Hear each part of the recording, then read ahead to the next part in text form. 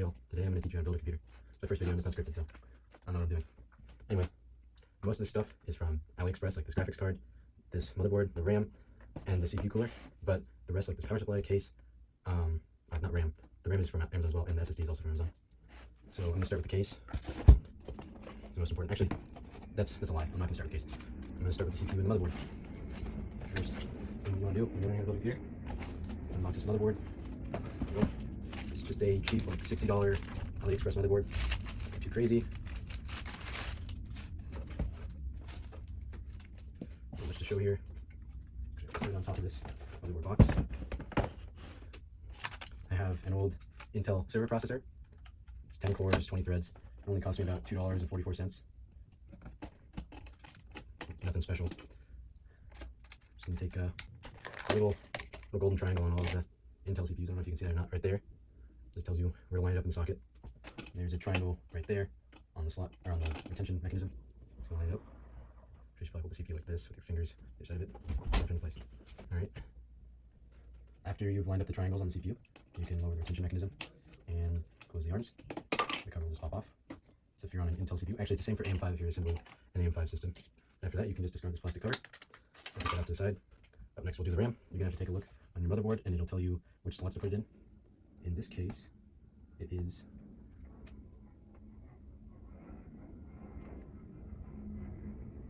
kind of hard to read. I think it's going to be these two slots, but we'll see if it throws a RAM code. I've already tested this RAM with a different X99 motherboard, and it does work. So if it starts throwing codes, then it was probably the RAM. It's going to unbox it. Be careful to not touch the pins, because sometimes if you get your finger oil on the pins, it'll cause it to not have as good conductivity, and it might end up not posting. Make sure to avoid touching the pins. Put it in. So it goes A, B, I think, C, D. I don't know. We'll see which RAM configurations work once we put this thing in. These motherboards don't really come with instructions, so you just kind of have to take a look and guess. Yeah, that looks to be correct. I'll take this packaging and put it off to the side. Here's a CPU cooler. It's the Snowman brand. Probably never heard of that before. That's because it's not really a mainstream brand from the US. I'm just gonna. This was only about $28 on Aliexpress, and I've already tested it. It does have a really good thermals, at least on that other motherboard. We'll see how it does on this one. It has both AMD and Intel mounting hardware. I'm only going to be using the LG 2011 mounting hardware for this particular build. Everything else can just go back in the box, and you can put it under your bed, put it in your closet, do whatever with it. So now, dropped one. Just put these little plastic doodads over there. And you can take your brackets, and these all have little tiny arrows on them. You want to make sure that they're facing the CPU as per the instructions, and the hole should just line up, and you can drop the screws in, and then do the same thing for the other side, just like that.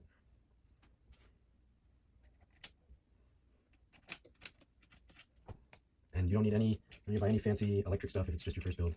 You don't need any fancy electric screwdrivers. I found this one in my basement, and it'll do its job. Just putting the screws in. And if you've accidentally bent the pin on your motherboard and it posts, but if you put too much pressure and it doesn't, then make sure to just unscrew your cooler a little bit, and it should be okay. The cooler did not come with thermal paste.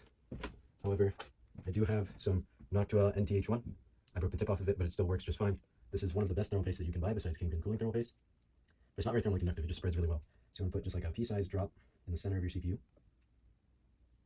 It's kind of hard with the broken off little tip in there, but a little bit more, a little bit less than that. I don't know, it just depends on what you prefer. I'm going to mount this fan. Be sure to note the direction that these little fan clips are going in, because you're going to need to take them off to mount the fan. And I spent about 30 minutes trying to figure out how the hell these go on there. Take a little bit of effort to pull off. They shouldn't really bend. Once you have your fan off, you can mount your tower. You want to always make sure that the fan is blowing to the back of the case, so that way the air is coming into the front of the case, blowing through the tower, and then exiting the rear fan. But I'll show you that later.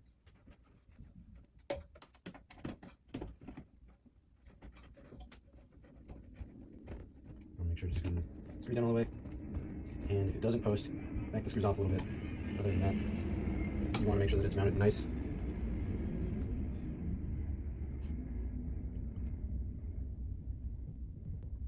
But other than that, you want to make sure it's mounted nice and firmly down on here, so it doesn't go anywhere, and it spreads the thermal paste out well for good thermal conductivity. Then when you mount your fan, you want the fan cable to be going this way. And you want to take your brackets. That's the wrong way. Let's see. Should go like that. You want to take your fan, and you want to just clip the brackets in just like that. Now I'm going to start off with one, then I'll do the other when the fan's mounted. Just my personal preference, you do not have to copy this. Right, there's one mount, and now this, it kind of holds it in place, so you can just slide the other mount into its holes, and there we go. And we can cable manage this later, but you want to take your fan, and there should be a CPU fan header somewhere around the CPU, and you want to go ahead and plug it in there. On this motherboard, it looks like it's, I don't know if you guys can see that or not, because of my poor lighting, but it's right there. So you want to take the cable and route it the best that you can.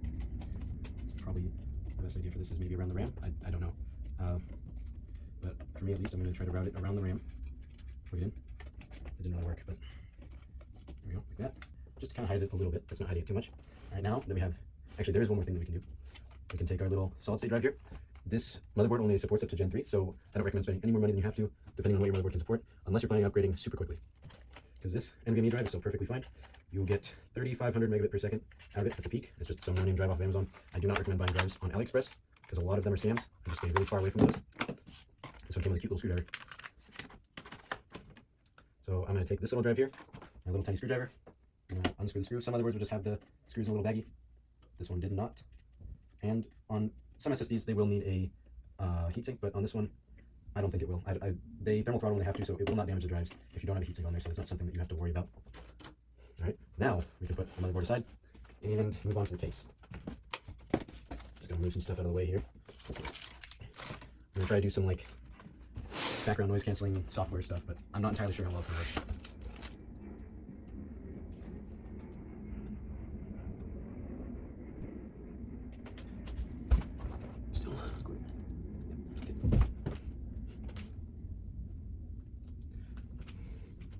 This will probably end up being a multi-video series, but that's all right. I will be posting a video series for purchase on how to enable resize bar on these older machines that don't natively support it.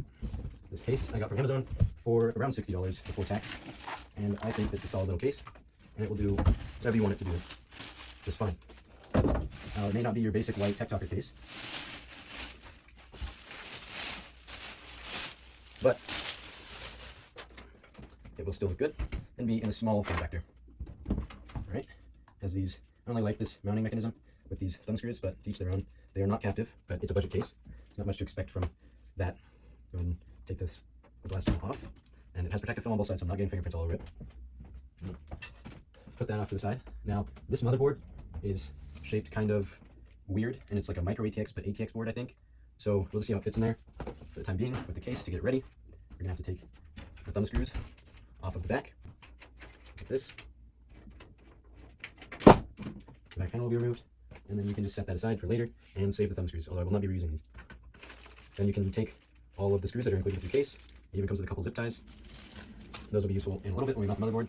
I really like this budget case because it comes with 3 pre-mounted fans, even though it does not have a dust filter in the front. Positive air pressure will keep this thing from getting too much dust inside of it, and it also has a filtered thing on the top for some reason if you wanted to mount a radiator blowing inwards for more positive air pressure. And then we can just grab our little motherboard from over here and mount it in here. This does not already have standoff set for ATX. I don't think that really matters because I'm pretty sure that this board, where's that in there? It's not my favorite way to do this, but kind of has to be done, unfortunately. There we go. Okay, now the holes line up, and there will be some included motherboard screws. They'll look like this, kind of a rounded out head on it. And we'll just go ahead and screw in the motherboard. I like to start with the middle screw, no particular reason. I just do. Just gotta kind of shimmy this motherboard around a little bit. There we go. This one had to kind of click in place. I didn't really like that. But we can now screw in all the screws and get the motherboard mounted. This case is also pretty cheap in the fact that these little PCI slot covers are the like bendy kind, so you can't just put them back in after you take them out, so you have to make sure that you take them out correctly. Otherwise they don't really agree, and they will, yeah, they'll just kind of look bad if you just have empty slots in the back of your computer.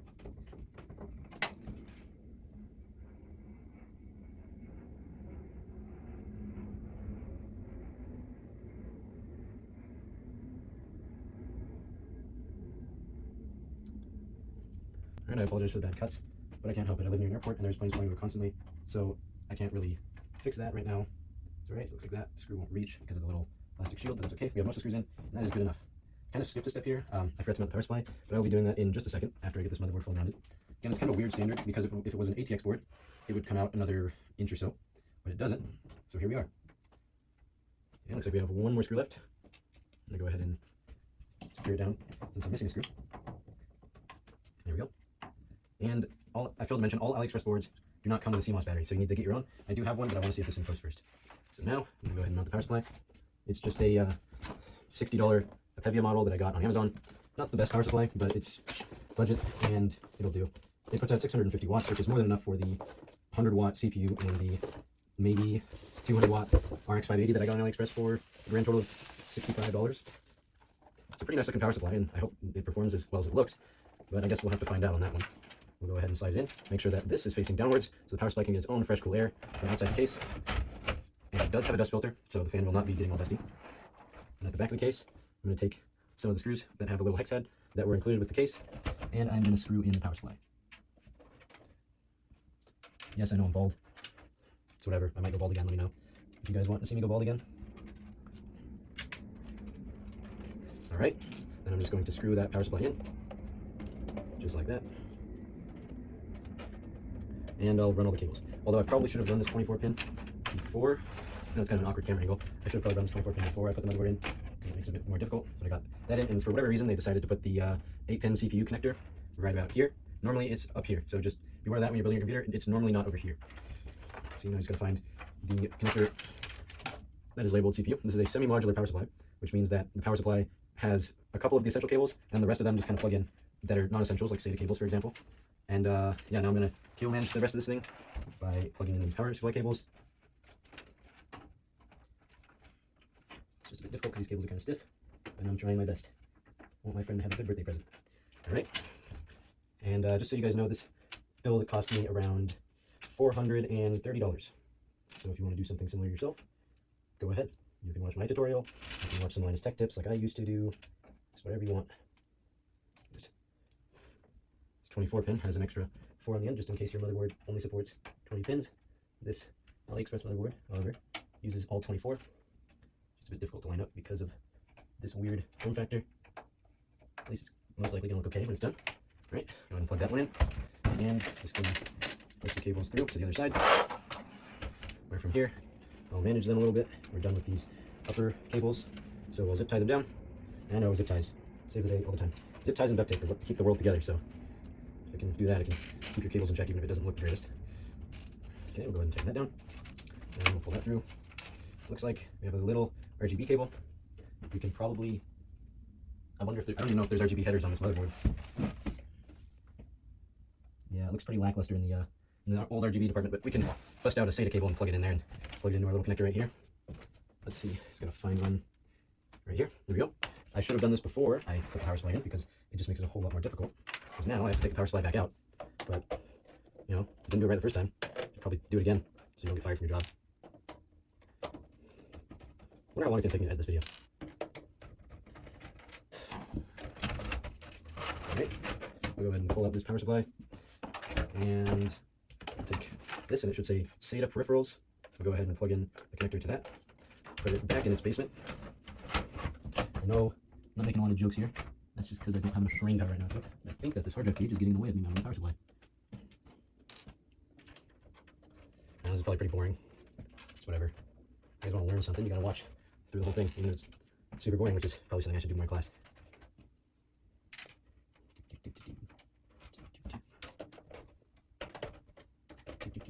And power supply is installed now, so we can take our little RGB controller and we can plug it into SATA.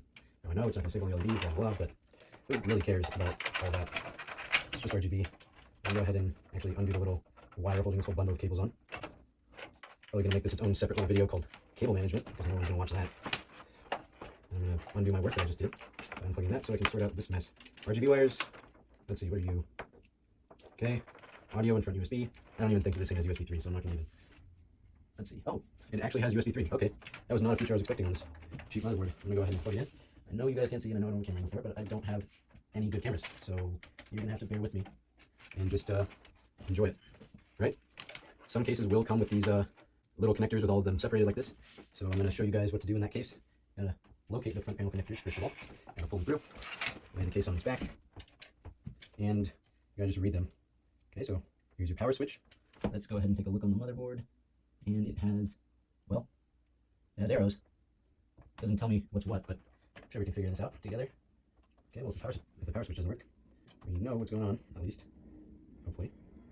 And put these guys into a little brick, just like that. And let's hope that we put it in correctly. Let's see, so this end should be positive, right there. And it looks like it goes on just like that. It's not very easy, though.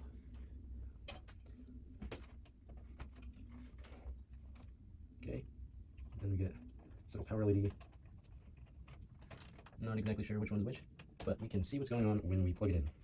We'll plug in the little minus on there, like that. Well, I can't see it, but get there eventually. There we go. Right, and then last of all, that connector. Go ahead and plug it in. Then I'm probably gonna need to change it up because I'm terrible at front panel connectors and I haven't done them in forever. But that should be good enough for now. We'll go ahead and just use the cables through that loop. All right, that should be it for that. Never mind. I am a terrible liar.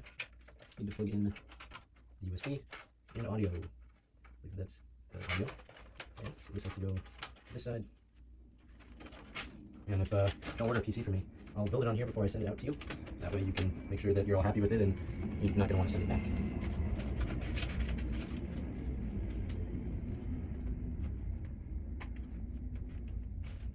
Alright, there we go.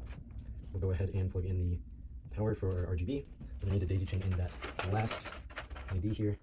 And we're going to want to run this PCIe power, which is for your graphics card, through the bottom of the power supply basement and to where your graphics card's going to go. Alright, now with that part of the cable management out of the way, we'll go ahead and set it down. We'll deal with the rest of that later, because I'm not going to deal with it right now. So, we'll go ahead and install the graphics card next. That's a bad idea. I take that back. We're going to reinstall the back fan next, just to make everything better. Need to match that CPU fan cable back down where it's supposed to go. That's fine. Alright, we'll put this in, and we'll cable manage it in a little bit. And, yeah, here's some of this fan. I may just time-lapse this and voice it over. I don't see. Let's see how this plays out. Never done a video like this before. Probably won't do that well, and people will probably still think I'm a fake. But that is all good. So when somebody buys a computer for me, I'm not complaining at the end of the day whether they think I'm faking or not, because they are getting a quality computer, and they didn't have to bleed their wallet dry to get said computer. As long as somebody's happy at the end of the day, I'm happy. Go ahead and put that in there, just like that. These screws are always difficult for me. I always like to strip out, and I don't like it.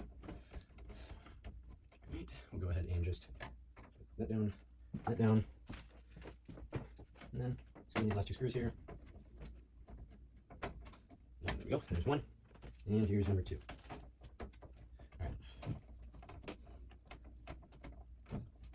Now, moving on to the graphics card. I have no idea how to say this name. It only cost me $60, so I guess we'll see how it does in game.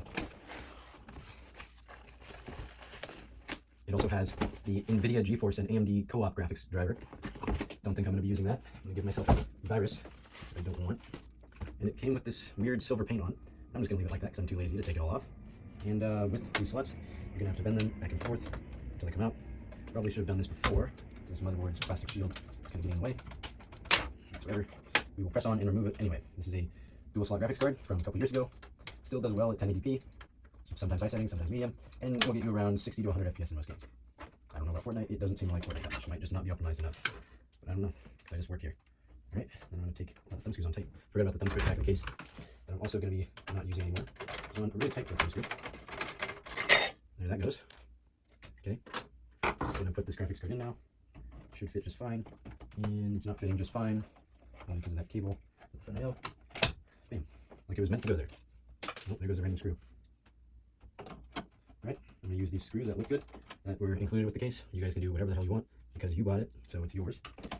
I'm just probably going to do this if you order a PC from me. Make sure it looks nice and pretty. Alright, come on. Yeah, this screw is just dancing around the hole.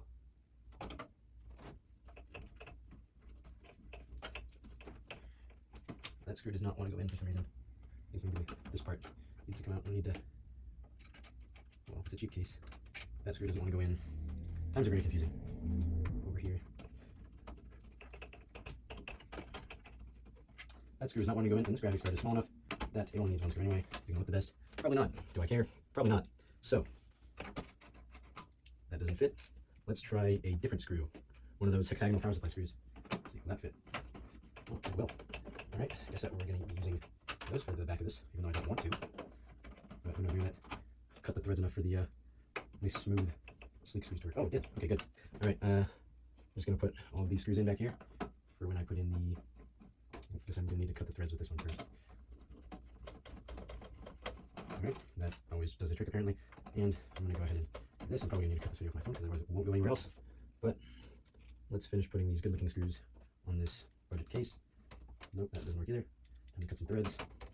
It's whatever, it's a budget case, you're going to have to screw some screws in and unscrew them to get the screws you want to fit in. But that's what it's all about, figuring out how to get what you want to work. Because nobody's going to be there to help you sometimes. You're going to need to figure it out. And then I just dropped another screw. Alright, looks like we got 2 more of those. And, alright, good, we have enough so they won't be mismatched. I was very worried about that. Alright, I think I'm going to put this screw in the slot above the graphics card. It does not have a manual, so I do not know which one is routed directly to the CPU and which one is not. But from the looks of it, it's routed directly to the CPU, so I'm going to use that one to avoid bottlenecks with the internet, with the interweb. Ooh, scary. Right, we'll finish up making this thing look good. And we will install the Bluetooth, the Wi-Fi and Bluetooth adapter next.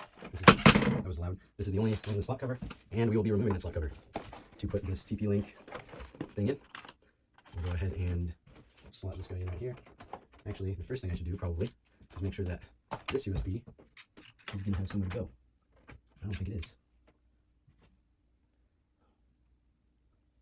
Looks like we can choose between front USB and Bluetooth. I think I'm going to choose Bluetooth. It's more important here. Just tell my friend it doesn't work. Anyway, if you order a computer from me, I want to make sure that it does actually have everything, so that way you can make sure that you're getting everything out of your computer, and I'm not ripping you off. Because I don't want to do that. I'm not like Acer with its Acer Loser Nitro Suckface edition. Pre-built computers. Anyone watches Dogwood Does Tech Stuff, he says that a lot about Acer computers because he doesn't like how poorly they're built. And I don't either. I have a different screwdriver now for some reason. Do I know why? Not really. Just as confused as Joe Biden making a speech. Looks like it's not going to fit there. Good thing I used a removable slot for that, because otherwise I'd be upsetty spaghetti with myself right now, because I'd have an empty PCI Express slot. There we go. We'll go ahead and fit the last fancy screw in there, and tighten our graphics card back down, because that's not going to fit right there. Just A-okay. Because I can just make somebody mad and put it in one of the 516 slots at the very bottom. Will it make somebody mad? I don't know, maybe. Why will it make somebody mad? I don't know. Teach your people, I guess. Anyway, let's make sure that we get this correcto. We don't just absolutely trash a metal slot for no reason. Otherwise, I'll be very upset. There we go.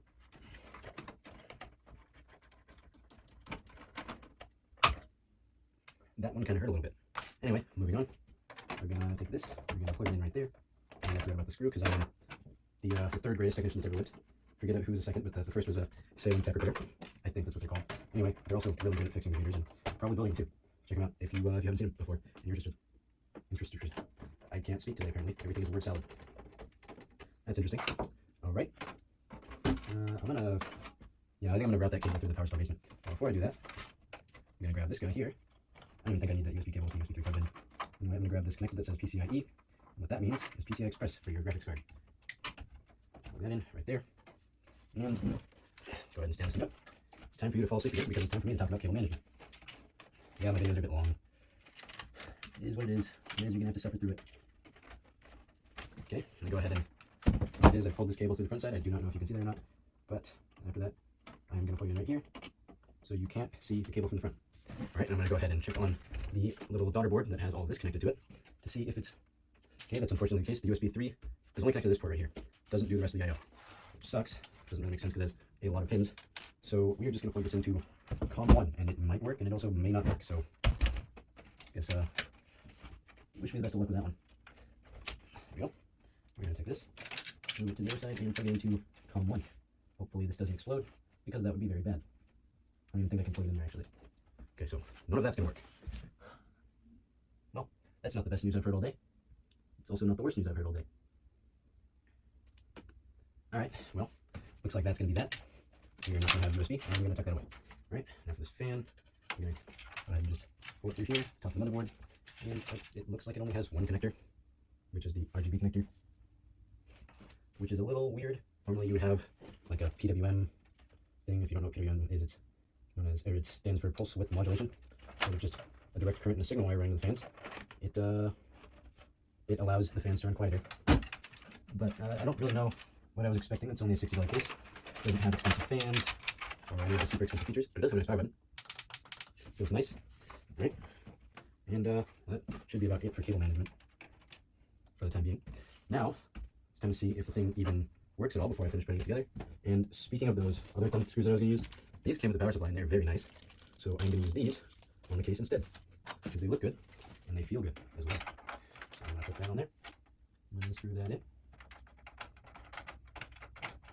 This thing doesn't exactly like it, but they're probably different, but whatever. Like British colonizers in the 1800s, I'm just going to keep throwing brute force at it until it starts working. Here we go. And this computer is mostly assembled now. I'm not going to put the Wi-Fi antennas on it just yet, if anyone who is wondering about that.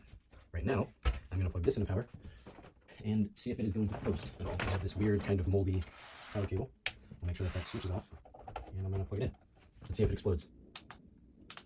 Okay, the switch was off because I'm the best at my job, obviously.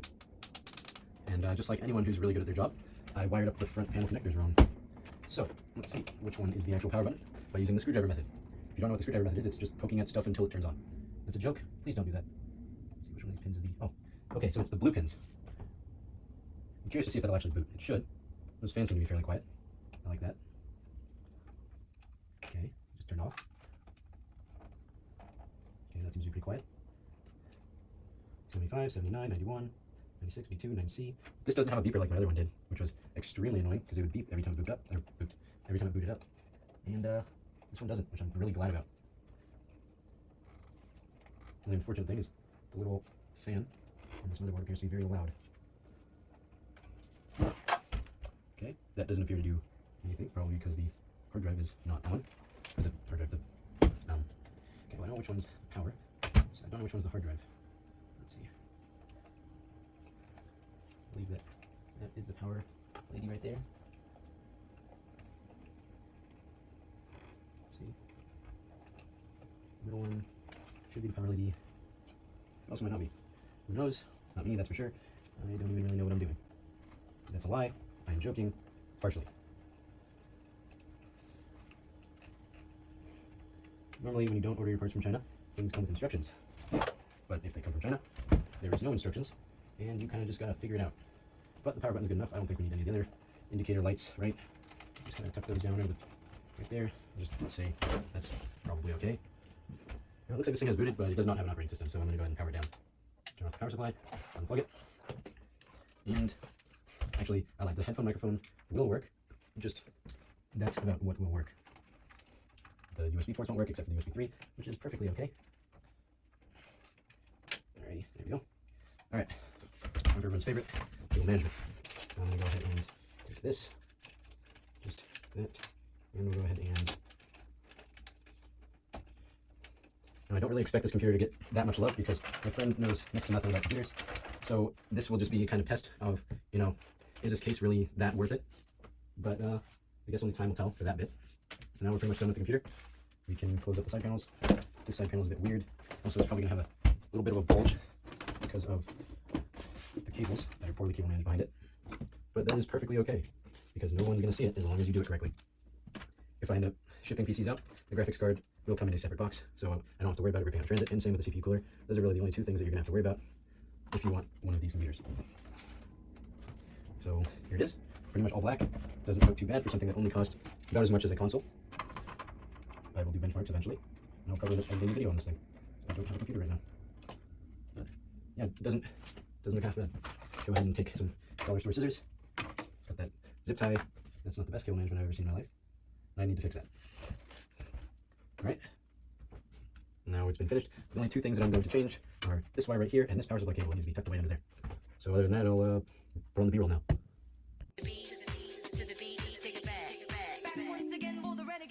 D4 damager, power to the people, back once again for the renegade master. D4 damage with the ill